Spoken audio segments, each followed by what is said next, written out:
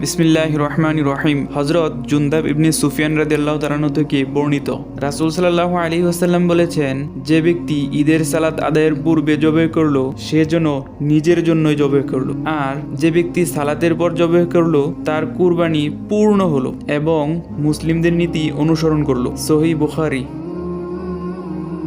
হযরত আয়েশা রাদিয়াল্লাহু তাআলা হতে বর্ণিত, রাসূল সাল্লাল্লাহু আলাইহি ওয়াসাল্লাম বলেছেন, কুরবানির দিন আদম সন্তানের কোনো নেক আমলই আল্লাহর কাছে কুরবানি অপেক্ষা অধিক প্রিয় ও মর্যাদাপূর্ণ নয়। কিয়ামতের দিন কুরবানির পশুকে তার শিং, পশম ও খুর সহ উপস্থিত করা হবে। কুরবানির রক্ত মাটিতে পড়ার আগেই তা আল্লাহর দরবারে বিশেষ মর্যাদায় পৌঁছে যায়। সুতরাং তোমরা আনন্দ চিত্তে কুরবানি করো। সুনানে আত-তিরমিজি।